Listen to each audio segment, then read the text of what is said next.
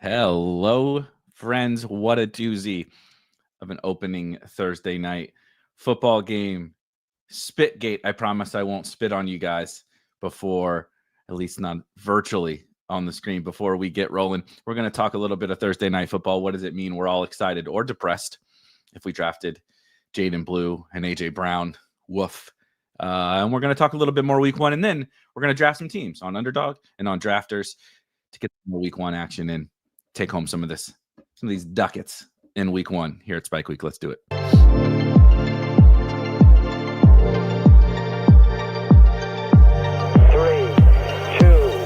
1, liftoff.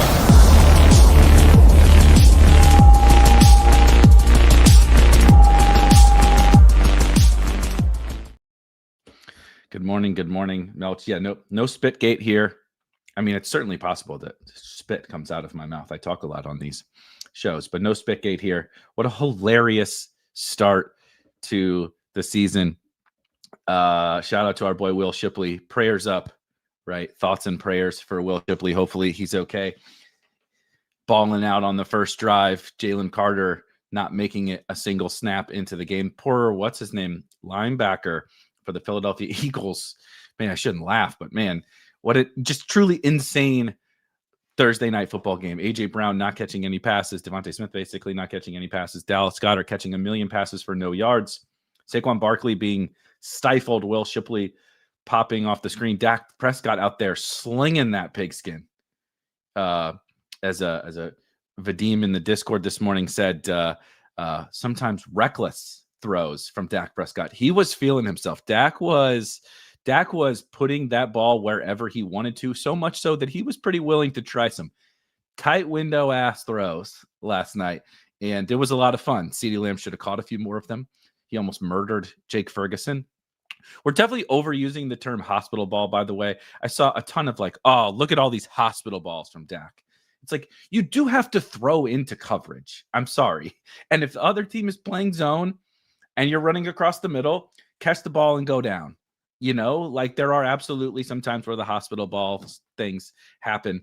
But geez, obviously burying the lead because I all summer we have been trying to ignore the conversation about the Dallas Cowboys backfield. And I think last night probably showed you why. The Jaden Blue hype could certainly still come to fruition, but as happens a lot with late round rookie running backs, who are not particularly notable special teams players, other than in the return game, and their team has Javonte Turpin. There was a lot of early season scares in terms of concerns for Jaden Blue. So he's inactive last night. Now, I don't think anything in that game happened at all that means that Jaden Blue can't pop later. What I will say is that not every rookie running back who is inactive in week one is Devon Achane. That's just like every wide receiver who sucks for 3 years is not Devontae Adams. Usually you just suck, right? And if you are a rookie, late round pick, and you are inactive in game one, and your coach had talked up everyone in your backfield, including your fellow rookie mate, Phil Maffa, it's not a great sign for the Jaden Blue bags. But I also don't think we should get out over certainly Miles Sanders with the most embarrassing 49-yard run you've ever seen in your entire life. Great patience. When the compliment about a good run is great patience, that's how you know it was probably not very good. Zach Bond is a linebacker, right, for the Philadelphia Eagles, in case you're unaware, a very, very good one. And Miles Sanders is running away down the sideline, and Zach Bond has enough time while jogging at 75% speed behind him, right, to be like, should I tackle him? No, hold on a second. Let me try and punch the ball out.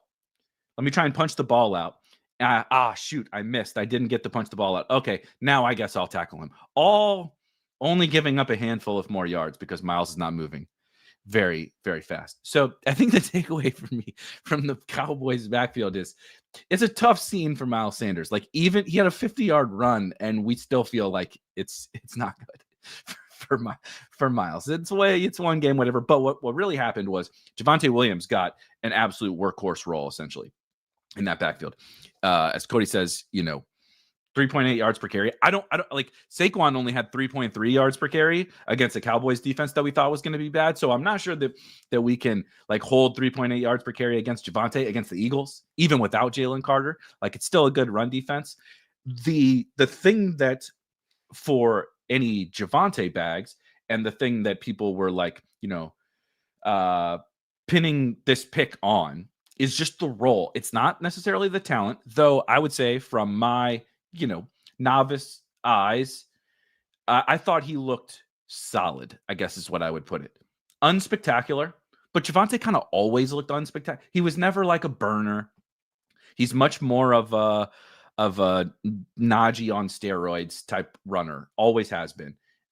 But I thought he looked powerful, and I thought he was certainly, the typical cliche stuff of getting downhill, putting his foot in the ground, right, getting north and south, all the different kind of stuff. But the real big deal for Javonte Williams to me from last night was just the overall role, right? So he's the lead back from a volume perspective.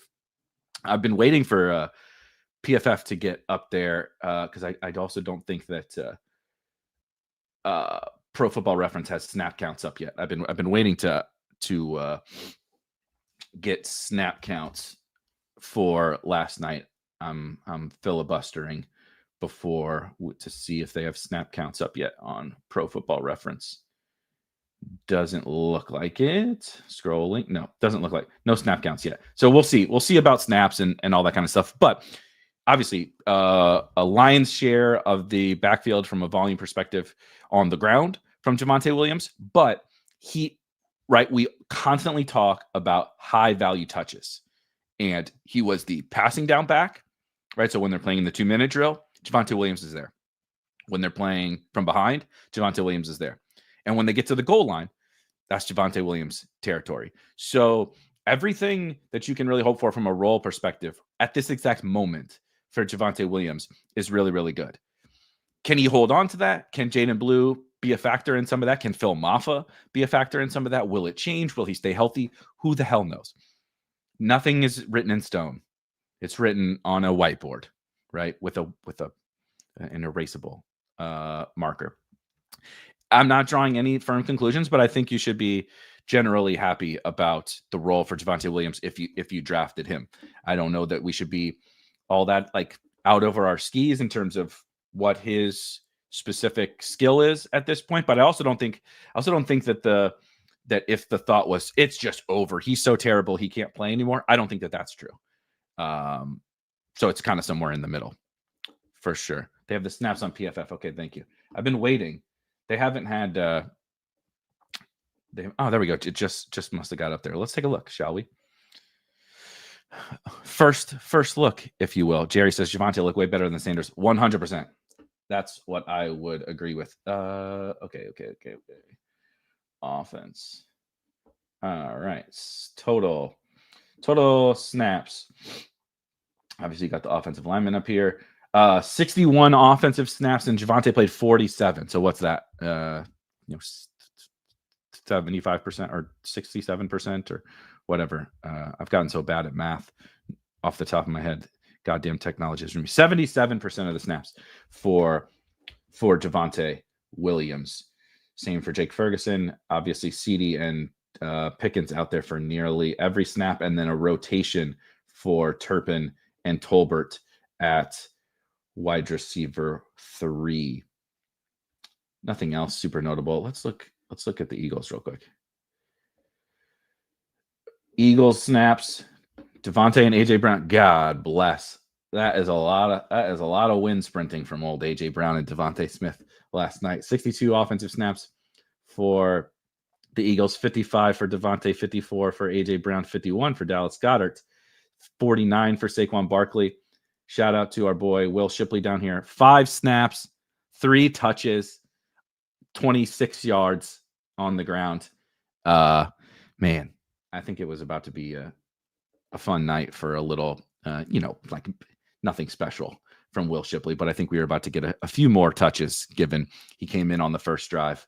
But anyway, that's the snap counts. I know it's very easy to get really, really, really excited about a situation. And I will say, like, if you drafted, Javonte, enjoy that shit, man. That was fun. If you drafted Javonte, if you drafted Devontae or AJ Brown, maybe not so much. Better days are ahead. DeJean had an offensive snap. Did he? Yeah. Well, maybe 3, as a matter of fact. 3 offensive snaps for Cooper DeJean. I wonder if that's an error. I wonder if they saw white guy. Maybe they gave Shipley snaps to you white, you Ben Affleck. Remember to overreact. Javonte scoring 34 touchdowns and Jahan Dotson is the best Eagles wide receiver. I think ultimately, right, enjoy the game and don't sweat. If you drafted Jaden Blue, it is far from over. But it's also, we can also be reasonable about some of these things on both ends, right? Javonte Williams isn't going to inherently be a league winner. I thought he was fine, and I thought the role was awesome. I thought the Cowboys looked pretty good. I thought, like I said, I thought Dak was balling. Maybe he was heat checking a little bit. He was like ice in my veins. He was feeling himself, but I thought that the passing offense looked as expected. The box score was good, not great for the Cowboys passing offense. A couple of missed opportunities. Obviously, it was a little hospital ball-y to Jake Ferguson, but I mean, that's the play call. You have to make that throw against 2 high safeties. You throw it to the tight end when he's open in the end zone. It's his job to, you don't be late. And I don't think Dak was late. If Ferg doesn't bobble that ball in the end zone, I think he can protect himself from a big hit, and they're not allowed, right? It was penalized. The defenders are not allowed to hit you in the head when you're defenseless like that. So that's the point, is you make those throws because the defense isn't allowed to do that. And Ferg needs to catch the ball. CD had a bunch of drops. Pickens had a couple of shots, particularly one right down the sideline that's probably a touchdown, a couple maybe that are probably a touchdown that's got pass interference called on the corner. Something that I thought also was interesting is, now the Cowboys passing offense might just be elite, and it probably is. Brian Schottenheimer was definitely in his bag, I thought, last night as a play caller. And the other thing is, the Eagles secondary, the defense, certainly when you lose Jalen Carter, the defense is going to be worse, spitting on Dak Prescott before the game starts. But the defensive backs struggled a little bit. They struggled a little bit. Now, will they struggle against like the Giants and lesser teams? No, probably not. But I thought that the Eagles secondary looked, and they were dropping back to pass. They didn't throw that many passes, but the Eagles were dropping back to pass plenty. It was just a lot of Hurts scrambles, which, that is part of the concern. Better days, though, ahead. I'm quite certain of it for AJ Brown and Devontae Smith. The Cowboys played a really, kind of what we would call cliche bend but don't break style defense. Sit back, take away the deep ball, make Jalen Hurts make some tight window throws, of which he just refuses, man. I know they won the Super Bowl. I probably underrated them last year, but a huge pet peeve of mine is Hurts won't make, like, those throws that Dak was making. Hurts won't make them. I don't know if he doesn't trust himself, if he's not physically capable, if that's how they coach him to not make any, they don't really throw the ball over the middle unless it's a check down. And he definitely doesn't make, in breaking tight window throws between the linebacker and the safety. Like, when have you ever seen Jalen Hurts make that throw? So when the defense kind of forces you into that and sits back, Hurts just chills, and they have an awesome offensive line.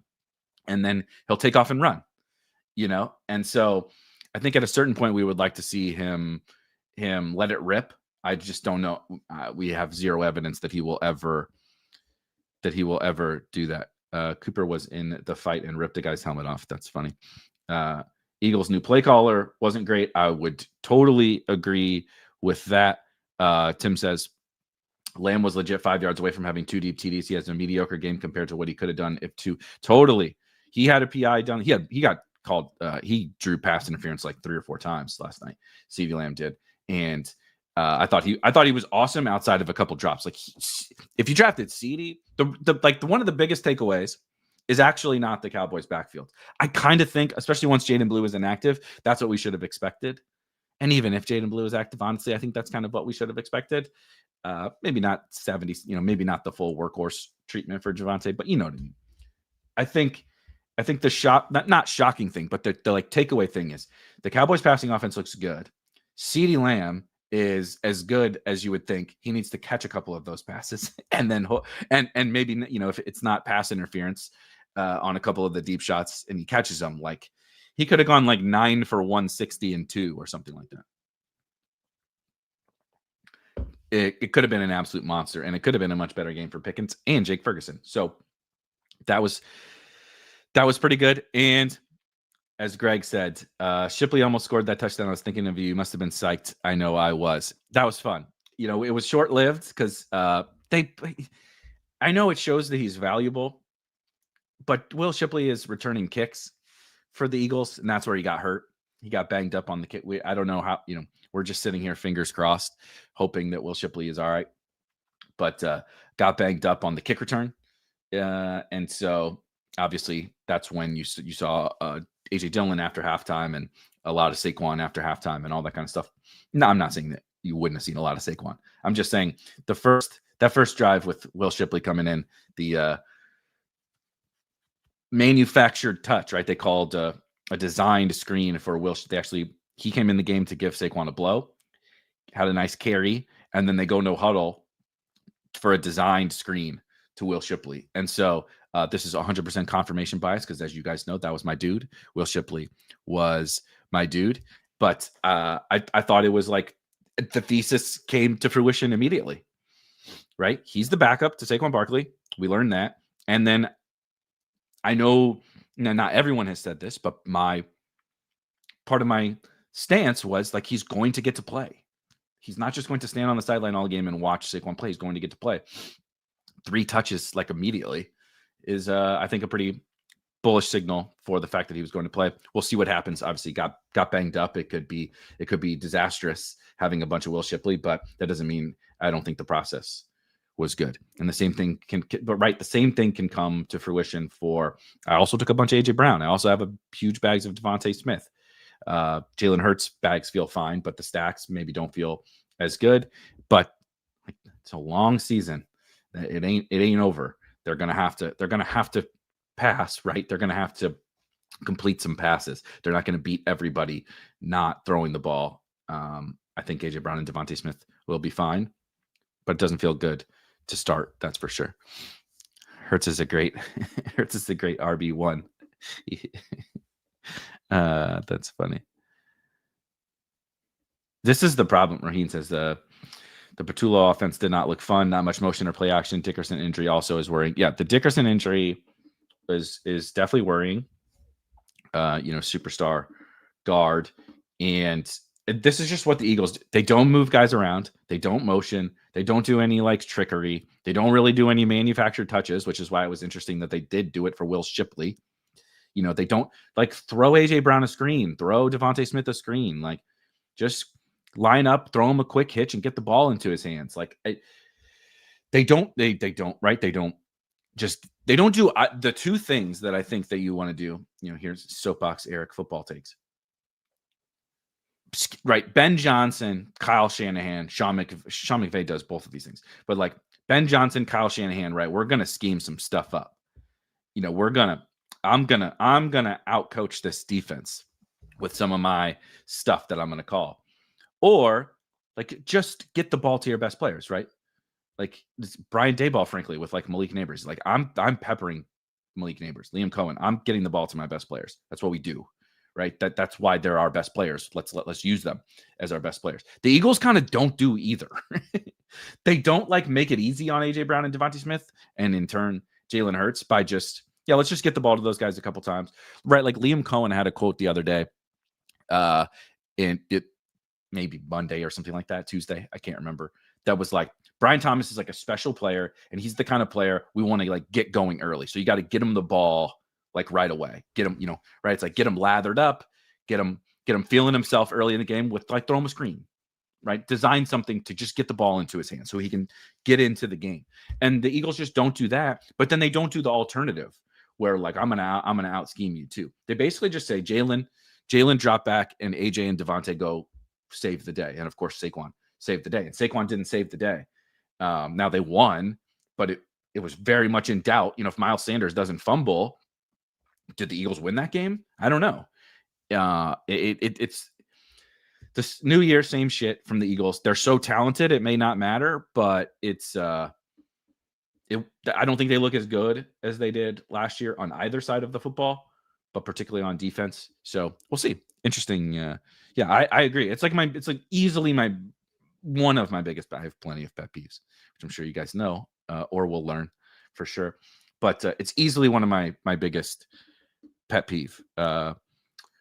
Cowboys DBs locked him up. Haven't heard anyone say it yet. Elite coverage. Yeah, definitely. But I would also say, like, until very late in the game when they tried to take away the Hurts scramble stuff, the Cowboys played this like very vanilla, like I said, we would call it bend but don't break defense. Sit back, make Jalen Hurts make throws, right? Don't let him beat you over the top. Make him dink, make Jalen Hurts dink and dunk you to death. And to hope that the run defense holds up. And the run defense held up, except against Will Shipley. The run defense held up, and then they would put hope that Jalen Hurts doesn't run around like a madman. And of course, Jalen Hurts went full Houdini and killed him on the ground. That's why you heard the broadcast constantly talking about spying and all that kind of stuff. Easier said than done. Not having a spy is part of why guys aren't open. If you spy the quarterback, he's not as concerned about coverage. He's looking at the quarterback. So now you can, anyway, it's a chicken or the egg problem, right? But I do think the Cowboys defense played better than the expectation. I do think the Eagles helped them by matching their vanilla-ness. Spider-Man meme on both sides. The Cowboys are playing a very vanilla scheme on defense, and the Eagles are like, oh, hold my beer, bro. At least Jalen looks healthy again. His knee was scuffed last year. Yeah, as an athlete moving around, scrambling, Hurts looked incredible. It will be just fine for Jalen Hurts. They threw Devontae a screen. But that's what I'm saying. They threw that one screen, right? That's our take. Is like, well, they threw that one screen that one time.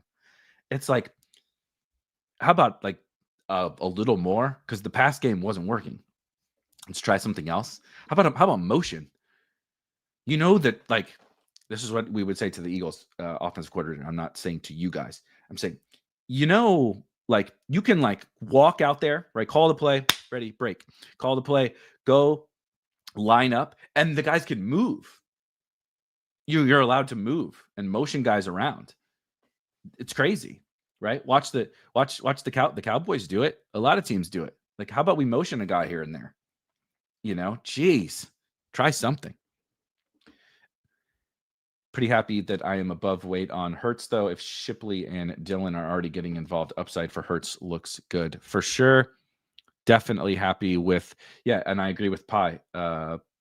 I'm also holding out hope for Will Shipley, but him having 80% is hilarious, having even more Will Shipley than I do. But same thing, if it doesn't work out, it doesn't work out. I'm trust the process, right? I think we should feel good about the overall process. Yeah, exactly. Why not give that? Devontae Smith won the Heisman. AJ Brown's one of the best wide receivers on planet Earth. How about we just give him a chance every once in a while? Don't make it so hard on them. Can you please lend your? There we go. Perfect segue.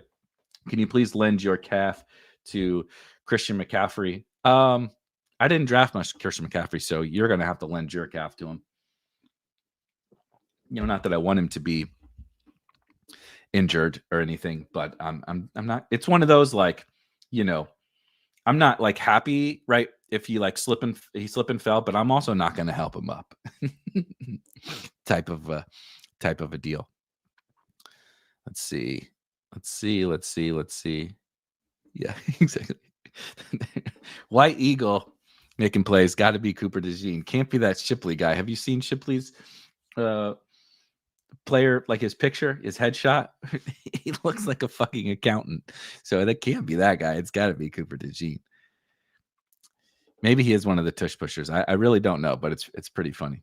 I think I personally underestimated how good the Dallas O-line could be. They looked really good, especially in run blocking. They did look good. They did definitely look good. I thought no, we don't got to do this. CMC was always an easy fade. Let's at least he's gonna play this week. Let's pump the brakes. I didn't draft much Christian McCaffrey either, but let's at least wait a while. Like week 17 is far away from now, though. On drafters and such, it could change. Should have been on those German stem cells all offseason. CMC needs to go talk to LeBron. Let me have my everyone can somebody's in our Discord. Discord's been popping, by the way. If you're not in the Spike Week Discord, you can join in the description. Of course, to get access to, you'll only see some sort of housekeeping channels and such if you are not a premium member. If you subscribe to Spike Week Premium, you can get you see the blueprint at the top of your screen, written blueprints every week for DFS plays, drafts, which I'm about to hop into some drafts on Underdog and Drafters. You can get the rankings for those every single week. Draft blueprint, DFS blueprint, sports betting blueprint, props, pick 'em, etc. There's a futures blueprint out there that you can still get some action down if you would like. But in that Discord, if you're a premium member, you get all that stuff. You can also, if you just want to hang out with a bunch of best ball sickos, it's just $5 a month. Go to spikeweek.com, go to the menu, and you'll find that to just join the Discord. But someone in the Discord this morning, I believe KRS is his name, said so long as the overreactions, the victory laps, whatever we want to call them, so long as we're all just having fun with it, right? That's the Will Shipley thing for me. It's hey, he got hurt, so what? We can't overreact that much anyway. But it's just mostly fun. It was one quarter of one game, right? One quarter of the very first game of the season. We're so far away from week 17. It's just basically nothing that's happening right now really matters outside of the weeks 1 to 4 contest. And of course, on drafters and the marathon and stuff, it matters a little bit more. But generally speaking, it's just so long as you're if it's just having fun and joking around, let it rip, man. Right? Let it rip. But if we're actually truly trying to draw lessons and stuff from all of this, I think, or panicking, right? We gotta not everything is going to go perfect, and it doesn't mean it's over, right? I would like to make fun of the Devon Achane comp for Jaden Blue, because that's the most copium of all cope I've ever heard in my entire life. Is right. It's any wide receiver that, right? It's I still believe in Michael Wilson, because Devontae Adams also sucked for the first 3 years of his career. It's brother, I think Michael Wilson just stinks. He's not going to be Devontae Adams. It's Jaden Blue's not going to be Devon Achane. I'm sorry to tell you, but it's also not over, right? For Jaden Blue. It's not over for AJ Brown. It's not over for Christian McCaffrey. They're not even that concerned, supposedly. Tom Pelissero saying this morning that it's not alarm bells are going off. They're just, managing him or whatever. I think it'll be fine for Christian McCaffrey, but it is funny. We can also laugh. That's what this week and everything is for. Enjoy it and laugh at the silly stuff. Laugh at the mistakes we may have made. Laugh at the Christian McCaffrey being right all summer. All they kept saying, he looks so good. He's so healthy. And then the Thursday before week 1, after practicing in full on Wednesday, he's limited with a calf issue. Heading into week 1, it's just oh shit, right? GTA, here we go again. God bless, man. This has been one of the wilder roller coasters. I know we say it every year, but it's been one of the wilder roller coasters of an off season, and then of course heading into even week 1.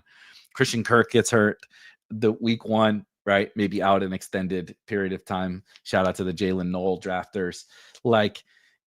All this weird stuff, the Rasheed roller coaster, the stupidity that was the Cowboys backfield debates for months and months, on and on and on. Just so many, the Quinshon Judkins stuff. There's just a never ending Brian Robinson getting traded.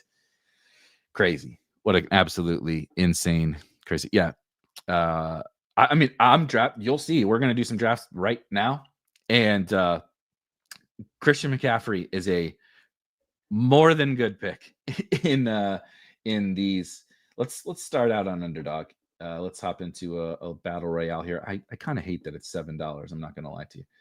I don't know why 7. Make it 5 or 10. My brain doesn't do well. I think we've discussed this before. My brain doesn't do well with the whole 7 or 9 or right prime numbers and odd numbers, since I know 9's not prime, but you know what I mean. It doesn't. My brain doesn't do well with those. So $7 is triggering me. But like CMC is an awesome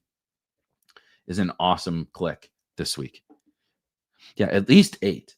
6 would be fine. 7 is psychotic. Honestly, making a contest $7 is psychotic. Who decided that? It's like the Underdog interns were at happy hour sipping fucking Red Bull vodkas, and somebody's like, you know what would be funny if we make the first battle royale $7 to trigger the OCD people. Who decides 7? Why? That doesn't make any sense. There's objectively no reason to make a contest $7. None. And yes, amen. Good morning. Yeah, this is an elaborate ploy. CMC is going to be very chalky in DFS, right? And he's obviously his ADP over here on Underdog and BR. See, like I'm going to take him. I'm going to draft Christian McCaffrey. Aren't you worried about the calf? Sure as shit I am. But am I still going to draft Christian McCaffrey this week? Yes. Yes, I am. We're taking Christian McCaffrey. Yes. This is 100% true. $7 is like having 100, like finishing it. There's somebody, it's also somebody in the Discord. I told you the Discord has been popping. Obviously, we finished our drafts yesterday. We rolled into the season. We're excited about the game starting. Another great game tonight, of course, which we're excited for.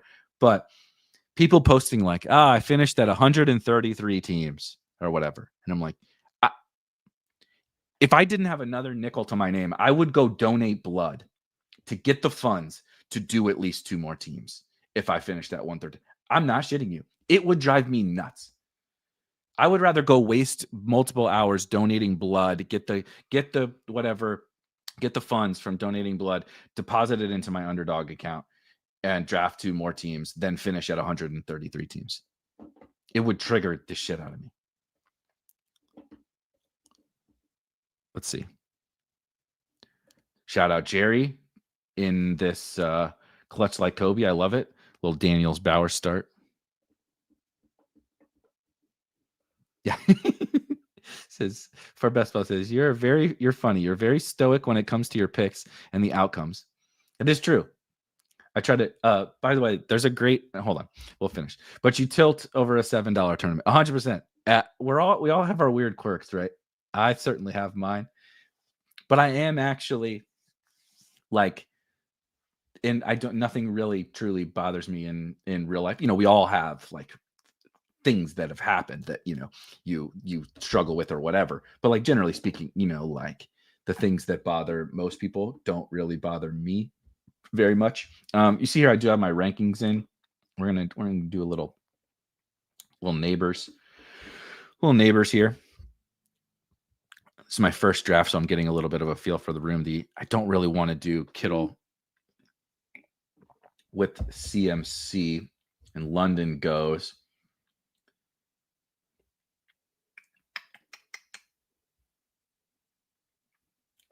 I'll get some BTJ here. A little, just a smidgy after ADP, right? Yeah.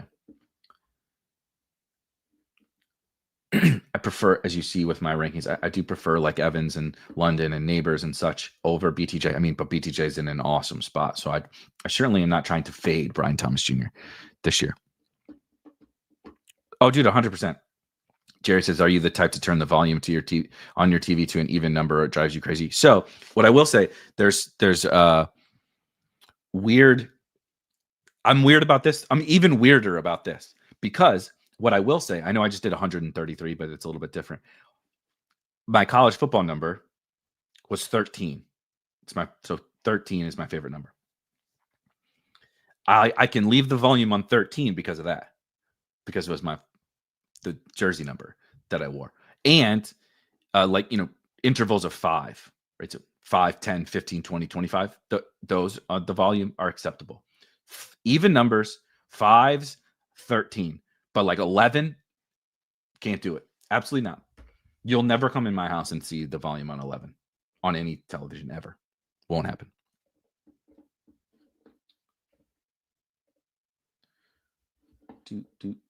Oh, wow. I mean, I don't love Puka here, but I feel like CMC, Neighbors, BTJ, and Puka feels good. Okay, I do need quarterback and tight end. I think Lawrence probably fits, but let's look at tight end real quick and see.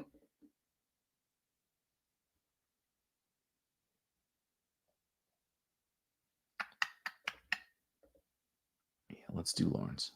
And then we'll think about tight end. Do we do we just take kind of the Warren chalk? Do we double stack Lawrence? Do we go get my guy Harold Fannin, or do we play the does Jatavian Sanders have an ADP? He's got to, right? Or do we play the Jatavian Sanders bring back? Those would be my options.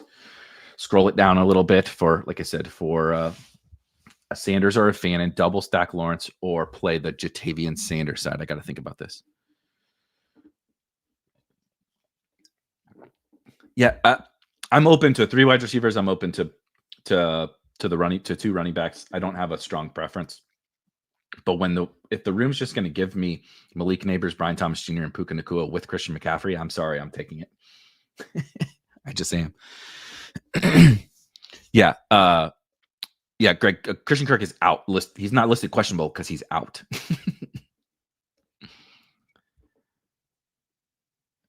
Do the Spectre Tool show combo ownership for BRs the way they do for not right?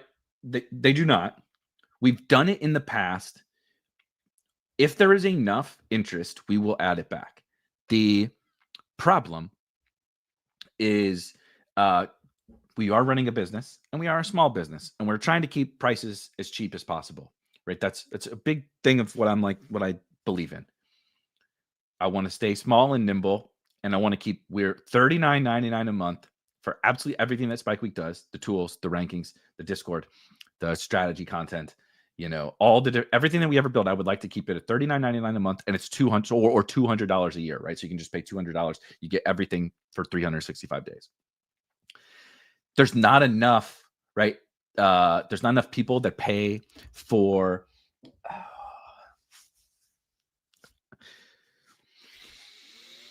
Oh, this tight end decision. Okay, so I'm not going to do Tyler Warren. This tight end decision this team is really, really good, and I'm going to fuck it up with the tight end click. I'm double stacking. I'm double stacking Lawrence. I think if Lawrence is going to go nuts, I think Strange is the correct click on this team. I think, but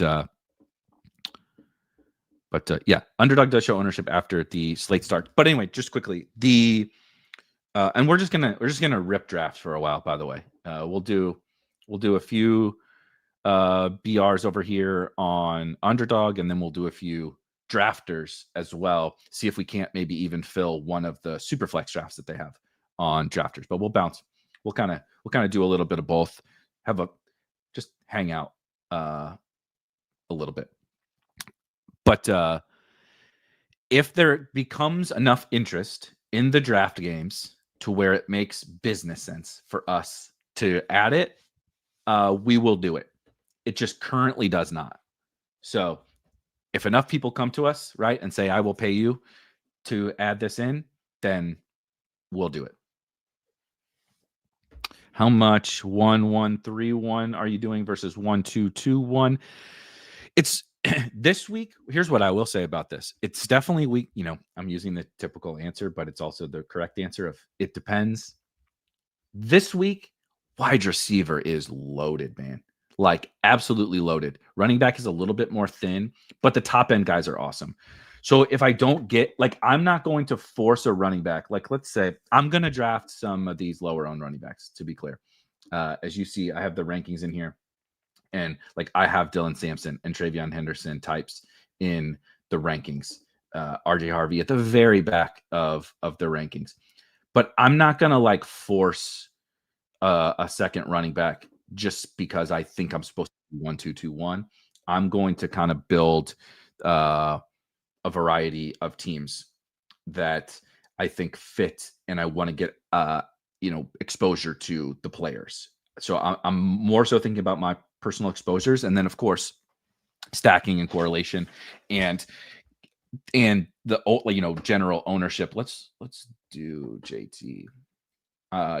Jonathan Taylor being honestly like my favorite click on the entire week is Jonathan Taylor. So am I going to like force Chase Brown just because I'm supposed to take a second running back when I don't love Chase Brown? No. But will I have like probably somewhat of an even split between the two structures? Yeah, probably. So I still got to do these rankings.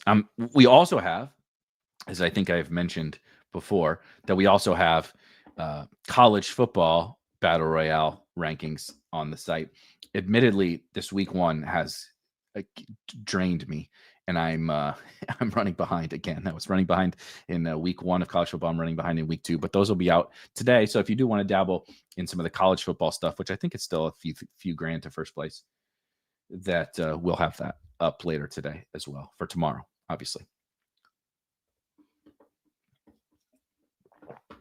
Let's do a London. We just did neighbors. Let's do a London team here.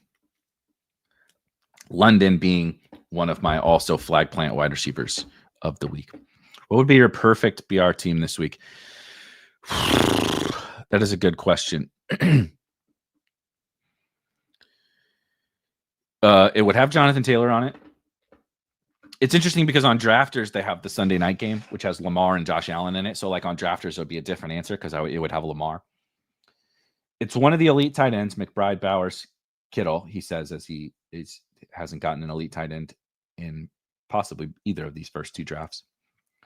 I'll say Jonathan Taylor, elite tight end, probably Drake London, and then some form of,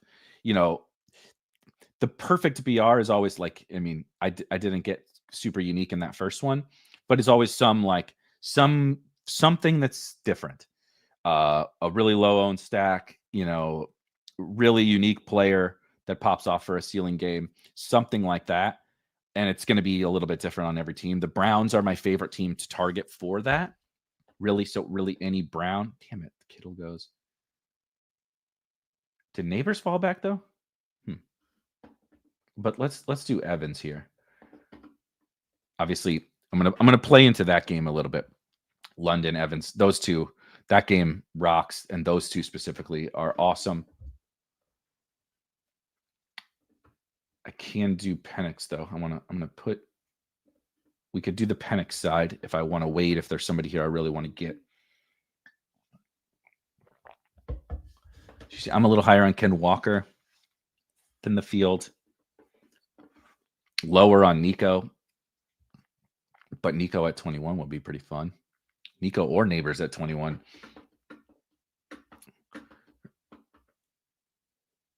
He's probably going to go, but it would be difficult to pass on Malik Neighbors for sure.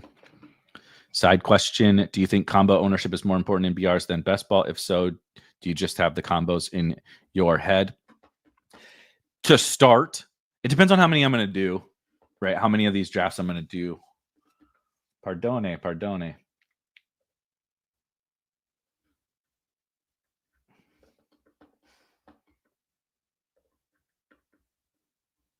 I'm going to do Baker over Chase Brown, and then we'll have a little bit of fun here at the end. Obviously, remove Penix. So we got that little game stack there.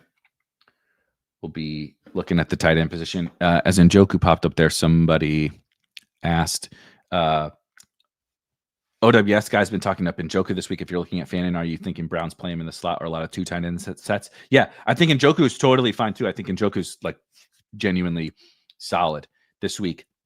But my big thing about week one is playing into some of these guys that I believe in and that have kind of that it's not just like my blind belief that the summer, the coaches have told us, the preseason play has told us something that Harold Fannin, in my opinion, what they've told us and shown us out of Cleveland, including in the preseason game when they played the starters, that he's essentially a starter. They play him as a wide receiver, if you will, air quotes. They play 2 tight end sets, if you want to call it that. They line him up in the backfield. So that Njoku and Fannin are basically 2 of their best players, and they're getting them on the field a lot together. And I am a believer in Fannin's talent, and I want to play it before everyone else buys into it. Is like my take, right? It's also my take. Dylan Sampson, another Cleveland Brown. It's my take about, not necessarily from a BR perspective, but like Troy Franklin, Torrey Horton, I'm sure I'm missing Travion Henderson, right? That's my take about like week 1 in general. Is you don't have to feel the same way about those guys as I do, but like having whoever that is for you, and Fannin is one of mine because I think everything they've told us and shown us is that, yeah, he's going to play a lot. But people are like, well, they can't play 2 tight ends. It's like, well, the Cowboys played a lot of 2 running backs last night. I think they're going to deploy him in a pretty unique way. Baker, JT. Let's do Ken Walker on this team. I think another one of my things that I believe that maybe the market doesn't believe, and I think is a pretty nice scroll down option, not drafted in every single draft, is Ken Walker. I bet Seattle. I think Seattle wins that game. I don't think the Niners are as good as people think. I think the Seattle Seahawks are better than people think. They're at home. A lot of the offseason has felt a little concerning for Ken Walker, but if we show up week 1 and he rips 100 yards and 2 touchdowns, would anyone really be surprised? I don't think so. I don't think we should.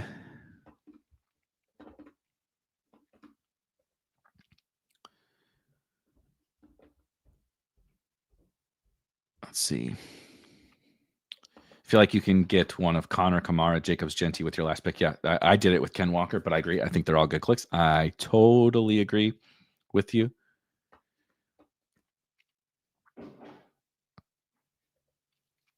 You might have addressed this already. How many 2025 NFL season? Oh, hold on. So this is. I know Njoku's still on the board, but this is where This is where, like you said, like sort of manually tracking. Oh yeah, for best ball was asking, do I think combo ownership is more important in BRs than best ball? Yeah, probably yes. And do you just do the combos in your head? Like I said, to start, and then it depends on how many I'm going to do.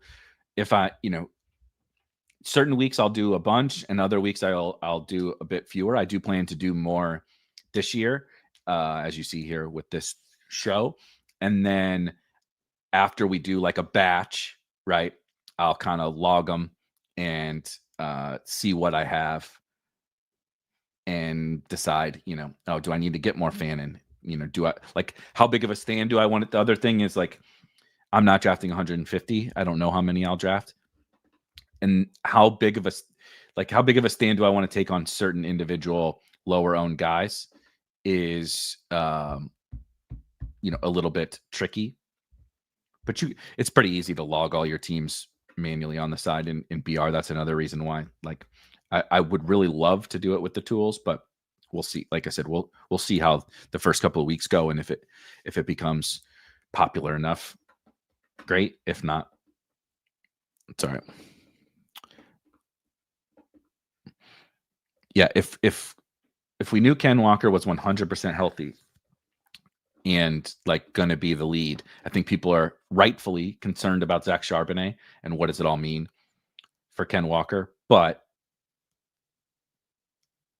I think that, again, at not 100% drafted at home against what I think is a not great Niners defense, just with his upside, with Ken Walker's upside, right, of big plays, touchdowns, all that kind of stuff. At not 100%, I think that's why. So within the rankings, obviously, you see I have the rankings, the Spike Week rankings here, what you'll see with those is it's not just like, here's my favorite players in order, because that would be really easy. I could just grab projections, sort by the top projections and do that. What I try to do is add in that element of like a guesstimate on, how much sort of leverage-ish these guys provide, right? Why is Ken Walker ranked at 21 ahead of some running backs who I probably think most often score more points than them? Is because Ken Walker is also not going to be drafted as frequently. So the fact that he may project a little bit worse, but he's much lower owned and the ceiling is still the same. So give me the lower owned guy with the same ceiling. That's why I rank him higher, right? I would draft him more because he's lower owned. God damn it. How about it?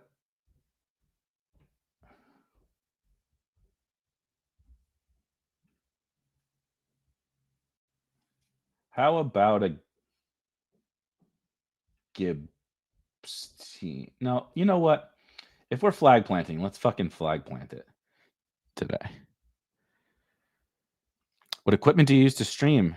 And do you use StreamYard? Yes, I use StreamYard and this what you want to call it? Shure, SHURE microphone, and my camera is just a Logitech. I don't remember what it is. A few $100. They're each a few $100.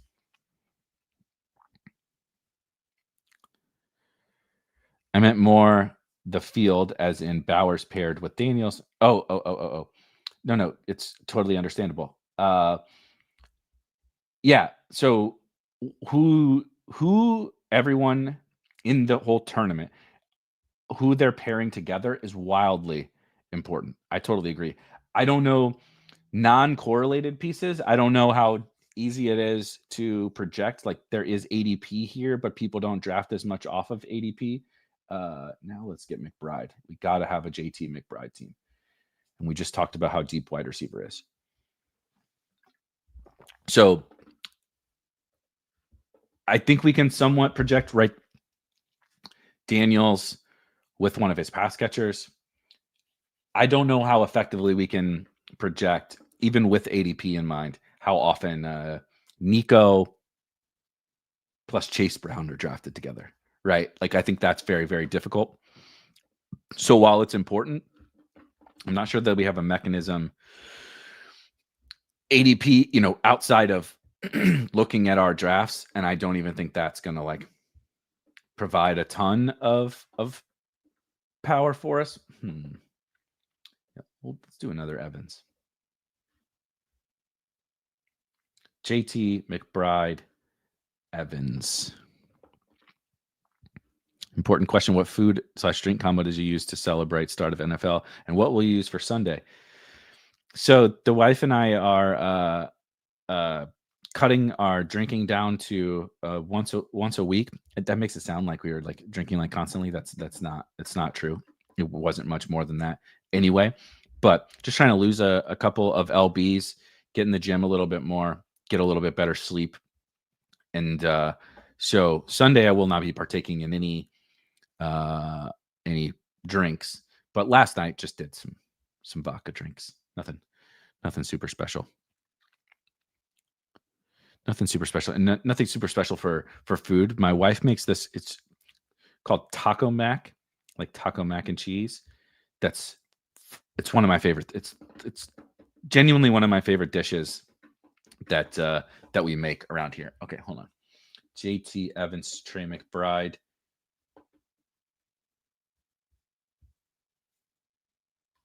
Here's what we're gonna do. We are going to do the Kyler thing, but let me look. Oh fuck! Did Kamara go? My whole plan was Alvin Kamara.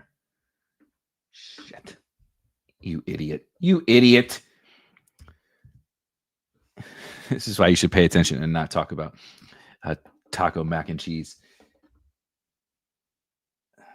I guess I'm going to go ahead and do Kyler.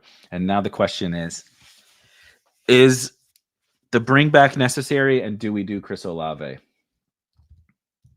I'm going to put him in the queue. There's a guy not very frequently drafted, of course.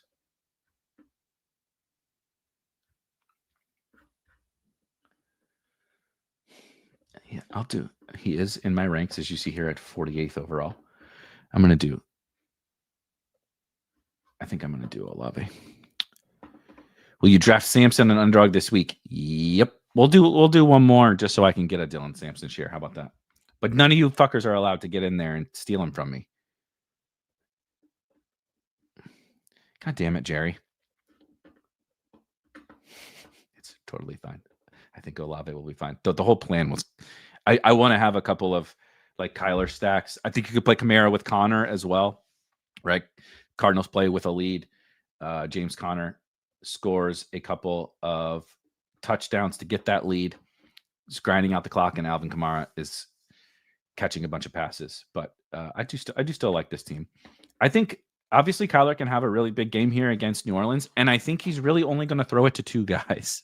So yeah, this is true. You don't often hear I'm trying to lose a few pounds followed by a Taco Mac story. But the funny thing is, it's actually like I know it sounds wildly unhealthy, but it's really not. It's really not. We make it with protein pasta and all that kind of stuff too. It's really not that.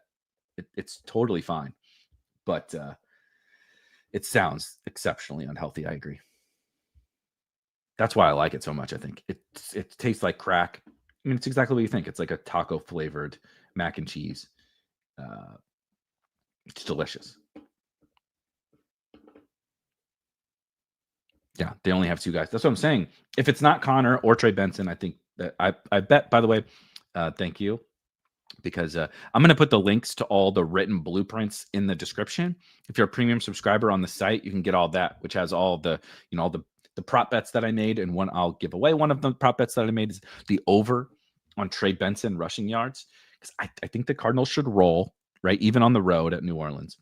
And speaking of like the talk out of camp, is that, of course, James Conner is the lead back there for sure. But like Trey Benson is going to get to play, and he's been flashing in training camp. They drafted him to be like the Robin to James Conner's Batman in that backfield. Didn't work out last year at all, but they think he will this year. And so that's my trepidation with James Conner. I think James Conner is going to have a good game, but exactly how much work does Trey Benson get? And then can New Orleans slow down the run and force him to the air, in which Kyler should cook to McBride and Marv, because as Jason said, they only have two players. Jerry's on the Kyron, and come on, I'm not doing the Kyron thing, but I get it. I totally get it. my favorite UFers. Yeah, you'll get one or two of those a week for me, or a day, I guess, for me. Hello, positive EV drafting while you talk about Taco Mac instead of that is for sure. They do say it's plus EV to draft with the streamers, and then especially when you get them talking about Taco Mac and cheese. I guess I should also pay attention to make this click. Chase Bijan go.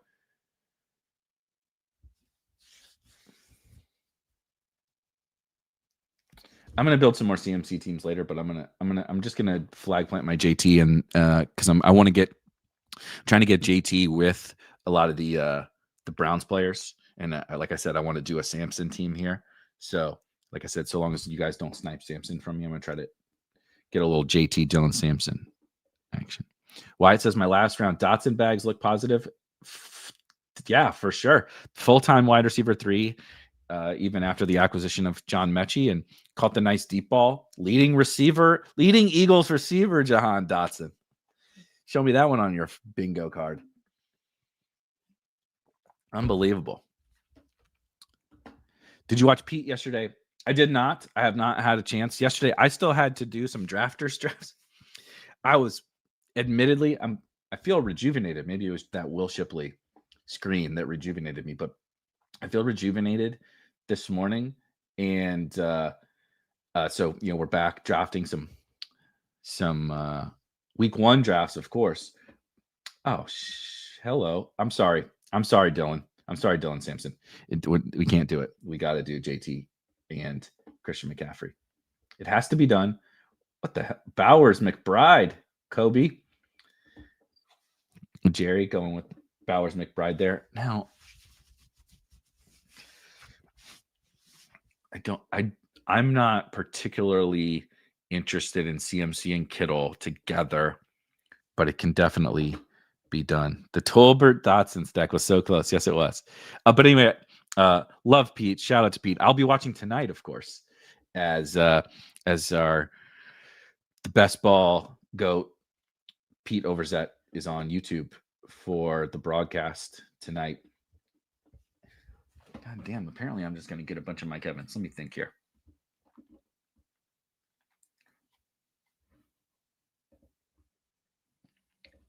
I'm going to build a Flacco stack. How about that one? I'm going to build a Flacco stack around JT, and I genuinely think that the Bengals Browns game is going to be the highest scoring game of the week, and no one's going to gosh dang it, and no one's going to stack it up in this tournament.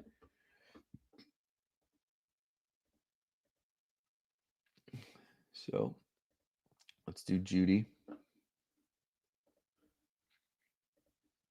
And then Flacco, and then either Njoku. I know people will say you have to take Njoku over Fannin, and I might, but we'll think about it. Flacco, Jerry, Judy stack will feed families. You will definitely be seeing me with some of that over on DraftKings and FanDuel.com this weekend. We'll also be including the likes of Harold Fannin and some Njoku, some Tillman, and of course my boy Dylan Sampson. Bengals defense. That's what Bengals defense is going to feed families. And there goes Njoku. So I guess another Harold Fannin team. Oh no. Twist my arm.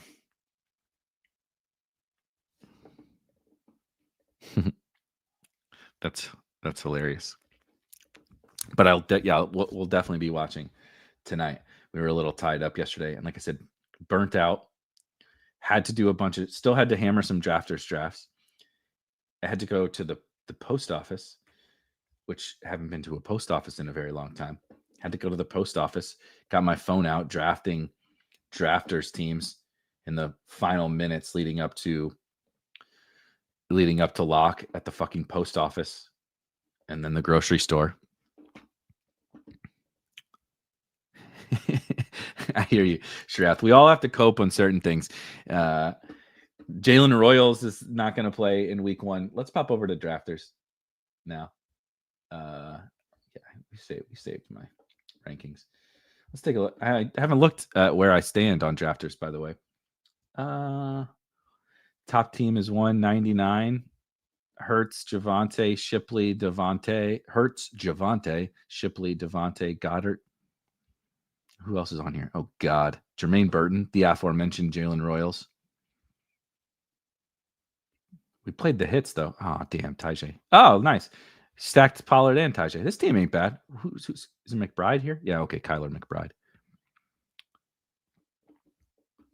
Oh, Jerry. Favorite prop bet tonight? You're in for a doozy, my man. My favorite, we're going to do the whale here. Just the $11, not the super flex. Maybe we can fill a super flex after this. My honest to God favorite prop. Do they have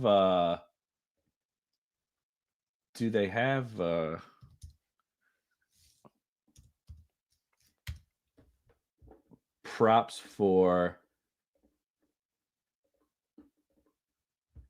Tyquan's receiving yards yet? Or just touchdowns. So anyway, if you go to touchdowns, let's see here. My favorite bet of the night. Let's see if it's still 9-1. Where the fuck is Tyquan? Yeah. Over on Fanatics. If you don't have or care to get Fanatics, which I completely understand. On what is this? MGM? On BetMGM, 9-1 Tyquan Thornton anytime touchdown. Amazing. That's honest to God, my favorite prop bet. I'm cool with, but you want to parlay them? Taekwon touchdown and Hollywood under 41.5. Definitely a very true sicko. What I will say is those are the exact, right, the week 1 spots that I think do I think he's going to score a touchdown? Of course not. It's a 9-1 bet. But I think that those are the kind of spots where, like, dude, Taekwon is, I think if I end up wrong, I end up wrong. I think Tyquan Thornton is going to run a lot of routes, right? So Rasheed is out, Jalen Royals is out.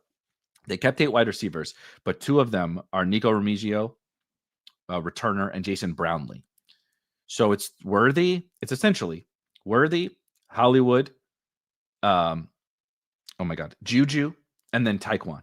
And so I need 3 more of you sickos to fill this whale draft. But like Juju is 5-1. And I think Taekwon is going to play, maybe not exactly as much as Juju, but like plenty. Hollywood has been banged up. I agree. I like that under 41.5. But I kind of think, where, let's see. Let's take a look at that.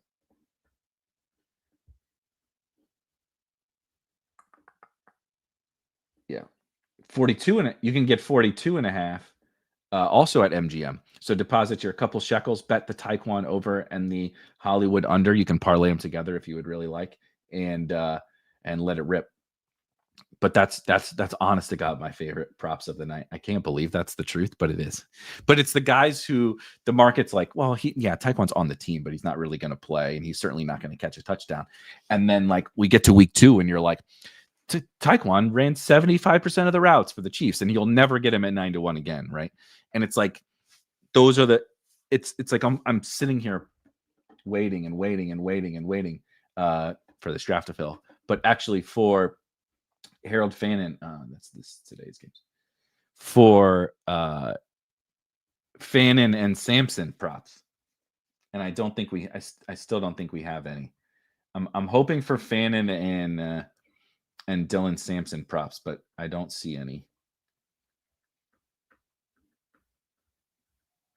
Touchdowns. I don't even think they were on touchdowns. Like fucking yeah. Okay. Fannin is plus 450.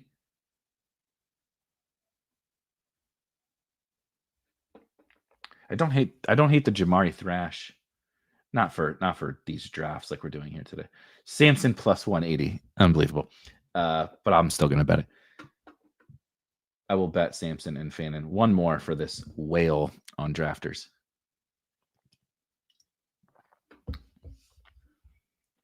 Then if we can, what I would love to fill. Oh shit. Let's do them both at the same time. The 2QB has filled. So no rush on the no rush, guys, on the whale. Oh, look at this, Rob. We got Rob in here. Oh, it doesn't pull my rankings into the 2QB. I didn't set my rankings for the 2QB. I only set them for 1QB.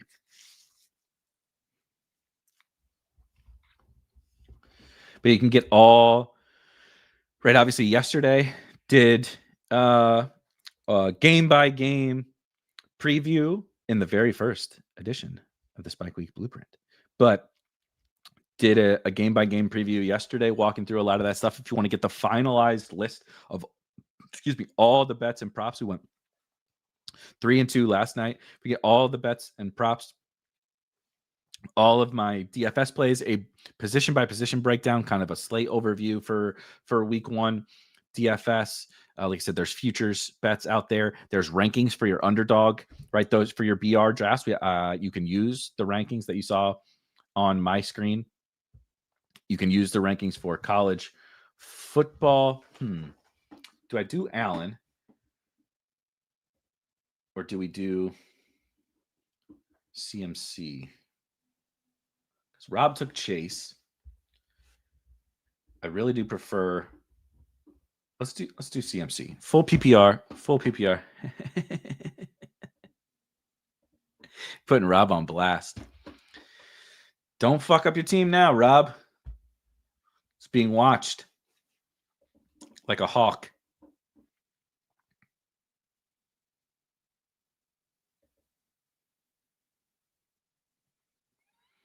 Oh, wow. Allen Daniels. Okay. I don't think Rob's. I wonder what Rob will do here. So let's lock in. Let's lock in JT. Lock in JT. I think wide receiver is so deep. It's just so insanely deep.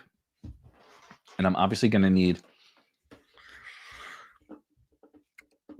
quarterback. Looks like I'm going to be, both myself and Rob are going to be waiting on quarterback, it appears. Here.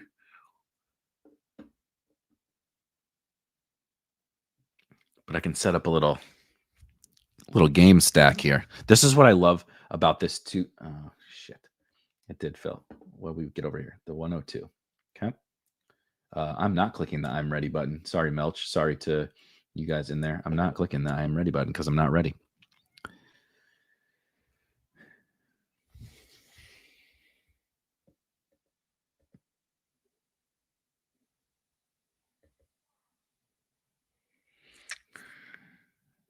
Bucky.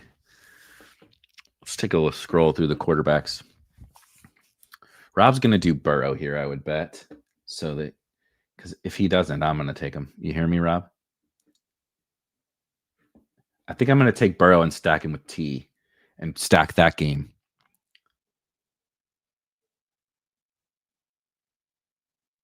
Let's do that.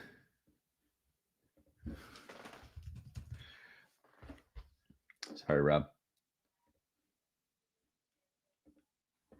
Burrow. Because then I can do tight end with one of the Browns, Njoku or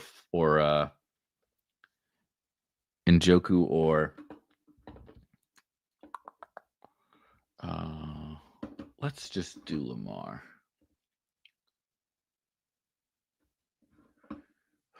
Fudge. Trey McBride is here. Where's T? Not for a while. Bowers finally goes off the board. Let's do McBride. I changed my mind. It's gonna have to be Jerry Jeudy. So I need to do T. And Jeudy. Flacco. Move Flacco down. Okay. Did we screw up the other draft? No. Okay. Good. We got time. Look at this. Look at us. Look at us. Might break his new chair. That is true. He might. You might have mentioned it already, but CMC injury report doesn't worry you. It absolutely worries me. But he was he was just limited. So Tom Pelissero came out this morning and said, "Okay, I need 3 wide receivers."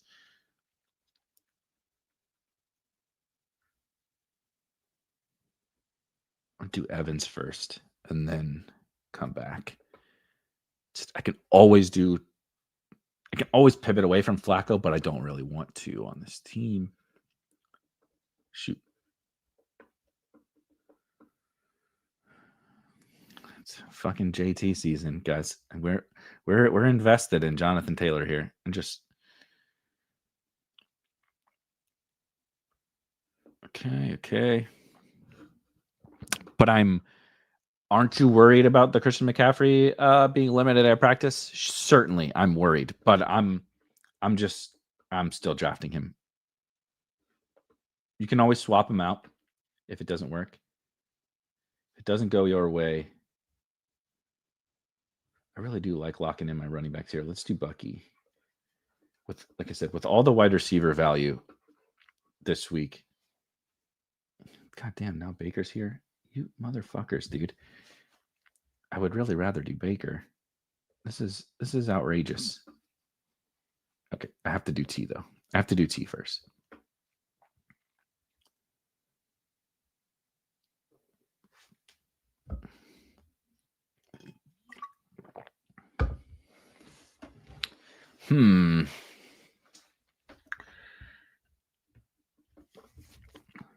I just take Baker or do I keep the Flacco thing going? Yeah, I know. I really like Baker. I really like that game. So we'll see if Baker comes back. I don't imagine I think Rob's just going to punt quarterback and take a bunch of studs. So we'll see. We'll see. Yeah, I like Baker. I like Penix. I prefer like Lawrence and such, but obviously Lawrence not so much of a fit on this team. You could do Lawrence, Travis Hunter if you really wanted to. I could see this as well, honestly. Kyler's got to be able to see him, see over the line. But so long as he could see Marv, I could see a touchdown. Okay, running back is done. Quarterback is done. Is there an elite tight end still? Nope. Okay, wait on tight end. Wait, is Andrews gone? But let's look at wide receiver. Oh, London. For sure.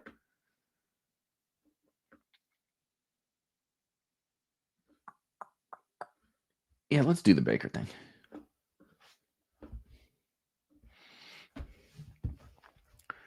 I kind of like this double dip action we got going on here, guys. I guess my question is, do I take Andrews now? Or do I take... Let's just do Andrews. I'm just a little bit down. I know it famous last words. I'm a little bit down on Puka this week. Not in that I don't want him. I just don't want to prioritize him. Okay. JSN T-Mac looks good. But we're gonna do the Baker double here with the Buka. Now we still need 2 more flexes. This game is pretty fun. The 2 QB format is pretty fucking awesome. We're at the flex spot.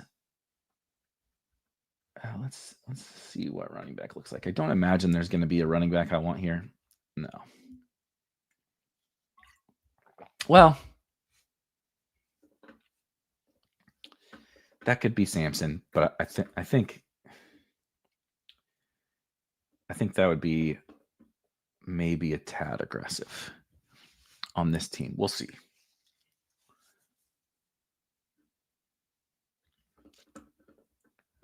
We shall see. Chuba matchup looks good. My concern for Chuba is how Dowdle was the passing down back in the preseason. God damn it. How are we on the clock for both of these at the same time? Tyreek Hill, Jason, T-Mac.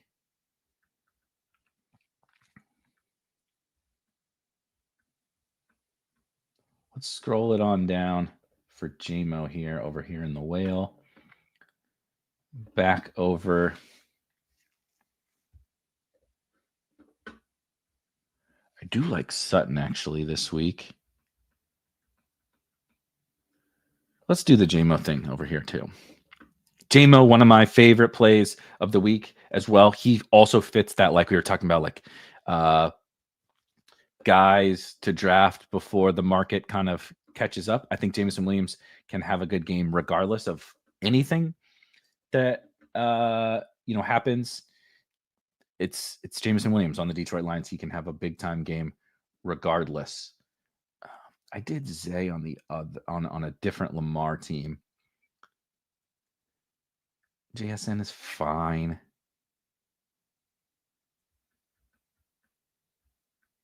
Let's do Sutton over here. Not going to have a lot of Sutton, even though I think it's a pretty good spot for Cortland Sutton.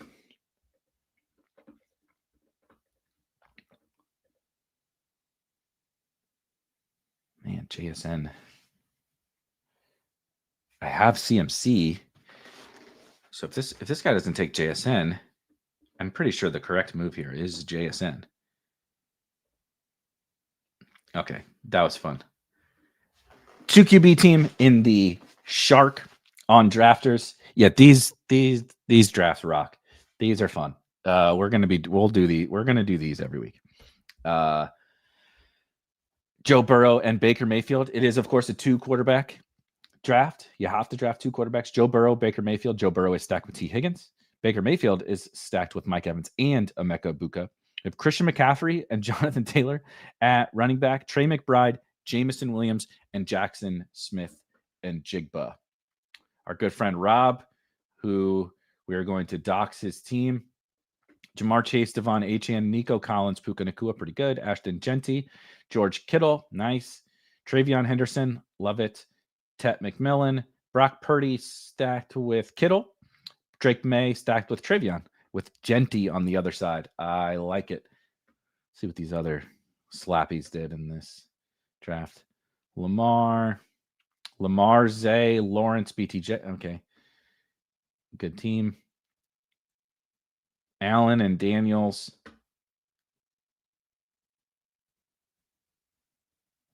Okay. I mean, it's hard to build a bad team in here, but fun. That was fun. All right. Last pick, and then we are going to be out of here for the Lamar. I have Lamar Andrews.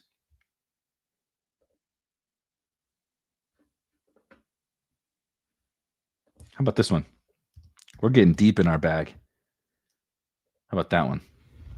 Lamar Andrews with Keon on the other side. I do think in the whale, the $11, it's still not something you need to go like absolutely crazy for, but there's a few thousand teams in the whale. In that shark, it's not that you don't want to be different, because it can be really, really beneficial to be different in a 200-person field, so long as you're being different in a smart manner. But in the right, just like in the underdog BR with thousands and thousands of teams, like giving up projection for uniqueness can be more beneficial over there, because you're trying to hit this insane parlay of right, as many low owned pieces you can have is almost better, without like foregoing, you don't want to play Flacco, Tillman, Samson, Yoshi Voss, right, or whatever on underdog, but you do want to find unique paths over there. I think on drafters the same can be true, but except the whale, I want to treat it a little bit more like an underdog BR, just in terms of from a uniqueness, scrolling down perspective. And then in that shark, there's only 200 teams. It's not that big of a deal. I do want to build, I do still want to build teams that make sense from a tournament perspective, but how deep we got to get into our bag is a little bit less in that tournament. But in this whale, we did Lamar, of course, stacked with Mark Andrews. I love that one this week. No Isaiah Likely, or we're assuming no Isaiah Likely. Harbaugh has not confirmed that, but you catch my drift. JT again, right? Obviously, I've mentioned I'm flag planting JT. Nothing is going to go well for me this week if Jonathan Taylor has a bad game. So we've pinned our hopes on JT. Bucky, I quite like. And of course, Bucky plays against Drake London there. Drake London, I love. Jamison Williams, I think, is an incredible tournament click. Cortland Sutton is the adult in the room here. If there's a chaperone on a weekly contest, it would be Cortland Sutton. And then Keon is our late flyer, bring back. Lamar and Andrews are ripping it up. Lamar throws 3 touchdowns to Andrews. The Ravens are scoring at will. Bills are going to pass more. And the Keon drumbeat from this summer is real. He breaks out and crushes. That is going to do it this week, guys. Every single week. What I'm going to try to do, though, is probably move forward. So do Tuesday, Wednesday, Thursday, off Friday, and we'll probably like try to get some video out on Friday. I haven't week 1 was a little chaotic, and I had been wanting to finalize the in-season schedule before now, but we haven't. We're going to try to do that a little bit later. So be on the lookout for next week's schedule. I will be live on Sunday mornings on Roto-Grinders, GPP Final Take Show at 11 a.m. Eastern. Myself and Neil Orfield. You guys probably know Neil.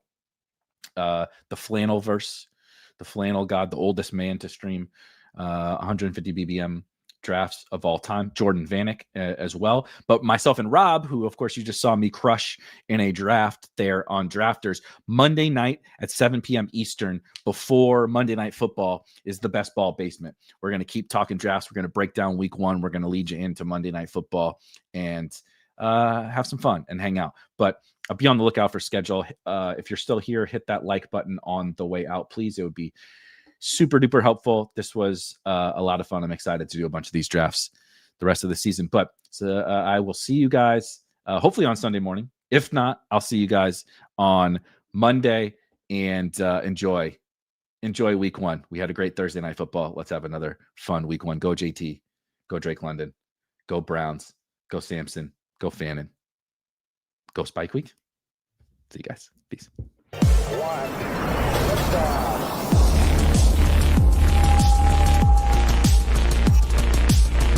Woo! Those were some spicy takes. Want to stay up to date with all of the other spicy takes we're going to have over here at Spike Week? Why don't you press that subscribe button below?